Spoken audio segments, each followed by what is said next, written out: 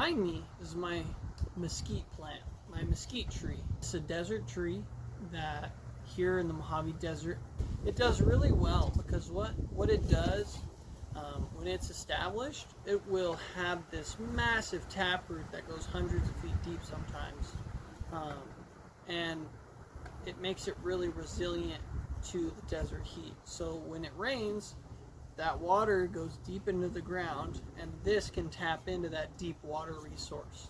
This tree I planted probably in my yard 4-5 months ago. I got it tied up to the fence post nearby to keep it because here in Joshua Tree there's a lot of winds.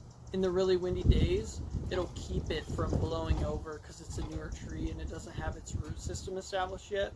Another thing about mesquite trees, you don't want to water them too often because, like I said, that taproot that goes really deep, you want to make sure that it develops that.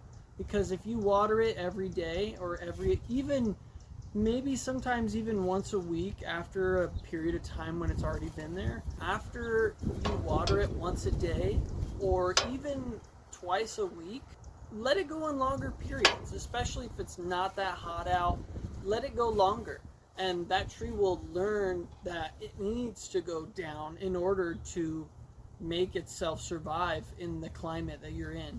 Here in Joshua Tree, I think we're in the 9A zone. Yeah, these trees need to have that taproot, especially if you don't want to water it all the time when it gets older into age. If you just let that taproot develop, it'll save you on the long run on water with these trees. Another thing, I really like to kind of bonsai trees when they're growing up, and that's not a bad thing. You can kind of pull branches the way you kind of want it to look. It's your tree. Do with it what you want. If you want to let it be natural, let it be natural. Some trees will twist within each other, and I don't really like that look. I like it when they're going out. For example, there is a couple in there that were really close together, and I spread them out some. I am gonna be kind of tending to go because I want this tree to be like maybe 7 foot to the bottom of the canopy so that you could walk under it, have a little, obviously it's going to be a few years now, but have a little area under there where you can hang out and be. This tree is a Chilean mesquite, so it doesn't have as many thorns as a regular mesquite would. This tree I did buy at a nursery, and it was around $150. This was like in the back corner of their facility, and so it was the only, I think there was two there, and I got this one. It looked a little more healthier. But yeah, water it not infrequently.